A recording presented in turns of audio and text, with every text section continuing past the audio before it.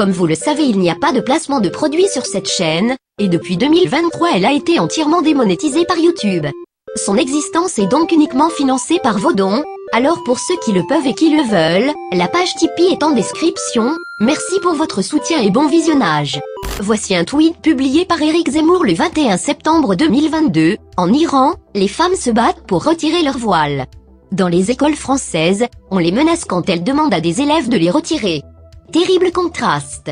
Et voici comment Louis Boyard, un jeune député de la France insoumise qui avait déjà fait parler de lui en refusant de serrer la main au député Rassemblement National, a répondu à Éric Zemmour sur Twitter: « Il n'y a aucune différence entre un Zemmour, qui se bat pour arracher le voile des femmes, et les dirigeants iraniens, qui se battent pour le leur imposer.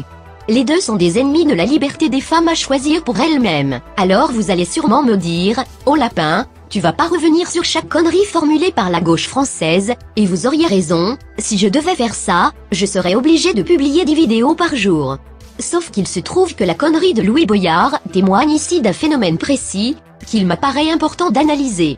Et puis, il faut quand même combattre la bêtise de manière régulière, sans quoi elle finit par s'installer et s'incruster, c'est simplement une question d'hygiène. Louis Boyard nous explique donc que le combat pour le droit des femmes à porter le voile en France est équivalent au combat des femmes en Iran, car il s'agit au fond d'un seul et même combat, qui est celui de la liberté. Sauf que cette vision des choses est complètement virtuelle. Elle n'existe que dans le cerveau malade de Louis Boyard et ses semblables, pas dans la réalité. Ce que nous on voit surgir en France, à travers l'islam, à travers le voile, et c'est pour ça que moi je me suis toujours opposée aux féministes. Pour pouvoir le défendre, pour pouvoir le défendre, elles ont dit mais c'est un acte féministe. Leur corps leur appartient, donc elles portent le voile. Mais c'est tout sauf ça. C'est au contraire ce voile-là que je défends. C'est un voile qui affirme le genre féminin dans le but de mieux affirmer le genre masculin. C'est-à-dire de réaffirmer les hommes dans leur virilité et dans leur position. C'est un monde qui se reconstruit dans ces termes-là. C'est comme ça. Et je le défends. Et si j'emploie volontairement le mot malade pour parler d'eux, c'est parce que Lénine lui-même avait déjà décrit ce type de militant politique de gauche, qui aime proclamer de grands principes universels de manière péremptoire, sans tenir compte des conditions matérielles qui permettraient à ces principes de se concrétiser dans le réel. Ce confort intellectuel, qui consiste à se réfugier dans la morale pure, à parler sans cesse de la théorie sans prendre en compte la pratique, à préférer la posture adolescente et sans nuance à la réalité du terrain, se penchant pour le dogmatisme, le doctrinarisme, Lénine appelait ça le gauchisme, qui était selon lui la maladie infantile du communisme. Parce qu'il faudrait rappeler 2 ou 3 trucs à Louis Boyard, et à ceux qui sont d'accord avec lui. D'abord, Louis Boyard oublie de préciser que le tweet de Zemmour auquel il répond fait référence, non seulement à la lutte des femmes en Iran pour avoir le droit de retirer leur voile, évidemment, mais aussi à un fait d'actualité récent en France, où une enseignante à Paris 3e a été menacée après avoir demandé à une lycéenne de retirer son voile. Déjà on peut noter ça, Louis Boyard comme tous ses amis, n'ont que les mots République et liberté à la bouche, mais quand il s'agit de défendre ces concepts très concrètement, on ne les entend plus, si ce n'est pour parler d'islamophobie. Louis Boyard n'a pas le temps de s'inquiéter pour cette enseignante qui risque de finir comme Samuel Paty, vous comprenez, il est trop occupé à combattre l'islamophobie d'Éric Zemmour sur Twitter. Pire, il renvoie même dos à dos l'interdiction du voile islamique en France et la police vestimentaire en Iran. Il trace donc un signe égal entre cette prof, qui a demandé à une lycéenne de retirer son voile, et les mollahs intégristes qui obligent les femmes iraniennes à se voiler. Je sais pas si on saisit bien l'ignominie de cette comparaison, mais c'est quand même bien sale. Maintenant on va s'attaquer au fond du propos du gauchiste Boyard. Mettre sur un pied d'égalité l'interdiction du voile et l'obligation du voile, au motif qu'elles seraient toutes les deux des entorses à la liberté comme principe, c'est une absurdité. Pour être plus précis, c'est un raisonnement par syllogisme, qui apparaît logique dans sa forme, mais qui est fallacieux dans son fond. Et ce pour plusieurs raisons. D'abord parce que la liberté n'est pas un concept absolu. Il suffit de s'intéresser à des cours de philosophie de première année de fac pour le savoir. La liberté se définit toujours par rapport à quelque chose. Il faut contextualiser, toujours. Il ne s'agit pas d'interdire ou d'obliger les femmes à porter un pantalon, Par exemple, là on pourrait comparer ces deux contraintes et dire qu'elles sont en effet similaires dans leur nature. En l'occurrence, le voile islamique n'est pas un vêtement comme les autres, il n'est pas l'expression d'une préférence vestimentaire individuelle, d'un goût personnel, il est le fruit d'une injonction faite aux femmes de se cacher du regard des hommes. Il est l'application directe d'une loi patriarcale et misogyne, en plus d'être un étendard politique et religieux prosélyte. Dans ce contexte, toutes les interdictions ne se valent pas. En Iran, si la police enferme et assassine les femmes qui retirent leur voile, c'est pour écraser leur liberté individuelle. En Occident, si la loi interdisait le voile aux femmes dans l'espace public, ce ne serait pas pour écraser leur liberté individuelle, mais bien pour protéger celle des autres. Car le voile islamique est moins fait pour cacher les femmes qui le portent, que pour pointer du doigt celles qui ne le portent pas. Et c'est bien ça la nature profonde du problème. Le voile islamique n'est pas un signe de pudeur, il est d'abord là pour bien faire comprendre à celles qui ont les cheveux à l'air libre qu'elles sont des salopes impudiques. Cela s'appelle du signalement de vertu, ou de la vertu ostentatoire, et le but est de faire pression sur elles dans l'espace public, et même quand ce n'en est pas l'objectif, c'en est en tout cas la conséquence, systématiquement. La liberté, encore une fois, n'est pas un concept absolu, sauf quand on a très engagé mental comme Louis Boyard, c'est une notion qui est directement confrontée aux autres, au reste de la société. Il y a sur les réseaux sociaux des débats entre militants communistes féministes et activistes musulmans d'extrême gauche à ce sujet. Le militant Wissam Gzelka, par exemple, nous explique qu'en France aucune loi n'oblige les femmes à porter le voile, et donc qu'elles le font par choix, même s'il s'agit d'un devoir religieux, elles ont la liberté de ne pas y obéir. Bon, on peut déjà répondre à ça en disant ok, si une femme porte vraiment le voile islamique volontairement, soit, mais on a le droit de s'y opposer quand même, car son voile reste un message politico-religieux, obscurantiste et rétrograde, et je ne vois pas en quoi le fait que ce message puisse être porté par des femmes le rendrait plus acceptable du point de vue des valeurs républicaines. Ensuite, et surtout, on peut également répondre à Wissam que dans un pays, il n'y a pas que la loi qui a une influence sur le quotidien des citoyens. Le pouvoir ne se limite pas au Parlement. Ce n'est pas parce qu'une obligation n'est pas stipulée dans un texte de loi qu'elle ne peut pas devenir prégnante et tangible dans une société. Dans cette banlieue de Lyon, des femmes semblent s'être résignées. Comme cette assistante maternelle qui fait tout pour ne pas se faire remarquer. On met des vêtements sombres, des pantalons, pas de jupe, pas de maquillage déplacé, de rouge à lèvres rouge, c'est pas possible. Voilà, on s'efface, on essaie de s'effacer. D'être le plus discret possible. Pourquoi ?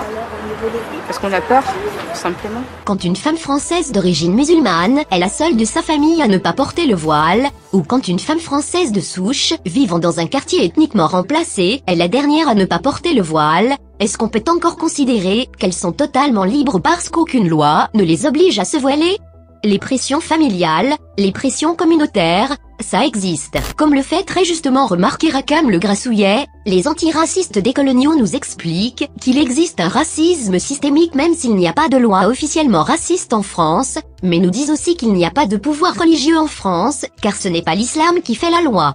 Il faudrait savoir, soit on considère qu'un pays se limite à ses articles de loi, soit on le considère dans tous ses paramètres, dans toutes les composantes de sa réalité, comme est censé le faire un vrai matérialiste.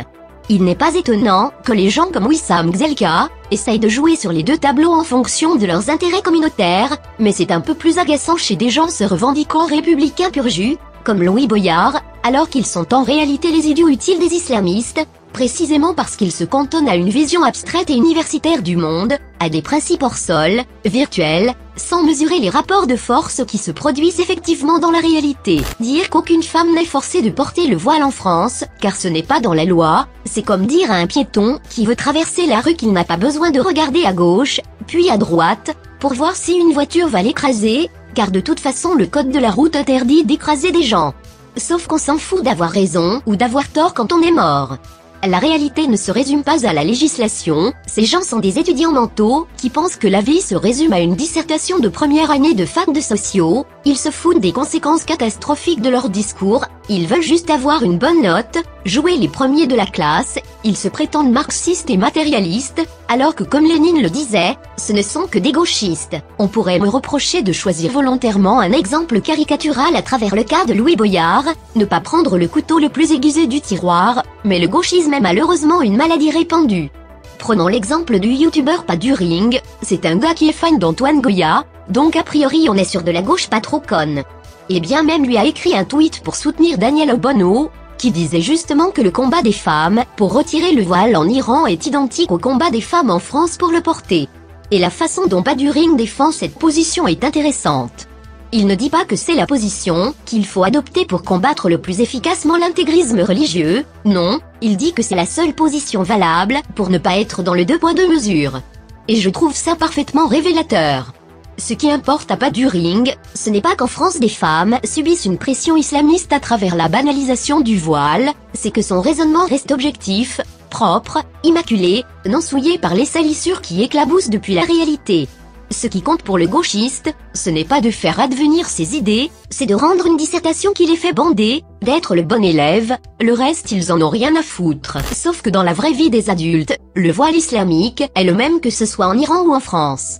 Les Iraniennes ne se battent pas pour s'habiller comme elles le veulent, elles se battent contre un système politico-religieux totalitaire, qui s'appelle l'islam. Le modèle moral des barbus iraniens est le même que le modèle moral des femmes, qui veulent installer le port du voile en France. Voici d'ailleurs la réponse brillante d'une femme maghrébine à toutes ces conneries bien gauchistes et bien blanches. C'est hué parce que généralement elle défend toujours les femmes ici qui portent le voile, celles qui font du prosélytisme islamique. Elle défend les hommes aussi qui sont islamistes au sein de son parti et dans d'autres partis de la gauche. Et nous on n'en voulons plus parce que nous en tant que personne d'origine maghrébine, musulmane, on sait quelles sont nos conditions, on sait les pressions que nous subissons. Ici même, il y a des femmes qui sont violentées parce qu'elles désirent enlever leur voile. Mais ça, Sandrine Rousseau ne le dira pas, au contraire, elle l'était. Sa place n'est pas ici. Sa place, elle est avec tous les accusés, ceux qui défendent l'islamisme, parce qu'on nourrit justement le fondamentalisme avec ces propos qu'elle tient. Et pour moi, non, pas du tout. On peut pas tenir le discours qu'elle tient et en même temps venir ici ensuite nous faire comme si tout se passait bien et qu'elle défend les Iraniennes. On ne peut pas défendre les Iraniennes et en même temps contribuer à l'évolution du voile ici. Parce que l'objectif de l'islamisme, il faut le dire, en Europe, c'est d'imposer le voilement des femmes, c'est imposer la charia, la doctrine des frères musulmans. Affirmer que se promener les cheveux visibles et se promener avec un voile islamique c'est fondamentalement la même chose, c'est comme dire que le voile est l'équivalent arabe du string, c'est du relativisme sorélien complètement mensonger. D'abord parce qu'il n'existe pas d'État totalitaire qui met en prison les femmes qui ne portent pas de string. Ça paraît stupide à dire mais quand on lit ce genre de dinguerie, faut revenir aux fondamentaux. Toutes les cultures ne se valent pas, Louis Boyard, et si tu étais vraiment de gauche, je n'aurais pas besoin de te le rappeler. D'autres personnes affirment que l'injonction à se montrer et à se rendre désirable aux yeux des hommes est aussi une pression patriarcale faite aux femmes, et que cela est donc comparable à l'obligation de porter le voile dans les pays islamiques. Sauf que, encore une fois, bordel de merde, il n'existe aucun endroit au monde où une police du maquillage harcèle les femmes non maquillées dans la rue, en exigeant qu'elles portent des robes plus courtes et du rouge à lèvres, sous peine de mort. En définitive, cette gauche gauchiste parle et agit comme s'il suffisait d'énoncer de grands principes pour qu'ils deviennent réalité, comme si la laïcité ou la liberté avaient simplement besoin d'être prononcées pour être exaucées, littéralement comme des formules magiques. Mais la liberté n'est pas quelque chose qui se décrète, c'est quelque chose qui se conquiert quand on ne l'a pas encore, ou bien qui se protège quand on l'a déjà, dans les actes, et pas juste dans les mots. À force de rester enfermé dans des concepts creux au lieu de veiller à ce qu'ils soient appliqués concrètement, cette gauche se vautre dans le gauchisme et trahit tout ce pourquoi elle prétend se battre. Elle aime s'auto-satisfaire par de belles paroles et de la grandeur d'âme, mais elle se désintéresse totalement des conditions de vie réelles et locales des gens qui sont concernés. Elle refuse de mettre les mains dans le moteur, elle refuse d'avoir à payer le prix historique de ses ambitions politiques. Elle dit lutter pour le droit des femmes, mais elle fait venir chez nous des populations issues de cultures ultra-patriarcales. Elle défend le féminisme, mais elle ne défend pas les femmes, elle défend le mariage gay, mais elle ne défend pas les homosexuels, elle défend le prolétariat, mais elle ne défend pas les pauvres. Au contraire même, elle œuvre chaque jour contre l'intérêt très immédiat et très pragmatique de ces populations, et puisqu'ils aiment parler d'intersectionnalité, imaginons une personne se situant à l'intersection de tout cela. Par exemple, une femme homosexuelle et pauvre, cette personne serait la première à souffrir à tous les niveaux du gauchisme, puisqu'elle subirait directement les conséquences de l'islamisation dans son quartier, qu'elle n'aurait pas les moyens financiers de fuir. Voilà pourquoi Louis Boyard et ses semblables ne sont pas simplement des connards arrogants, car leur gauchisme est tout simplement criminel. Ils ont le sang des Françaises et des Français sur les mains, ainsi que celui des Françaises et Français des générations à venir. Eux-mêmes ne seront d'ailleurs pas épargnés non plus, tout dit mis qu'ils puissent être aujourd'hui, car tout ne fait que commencer.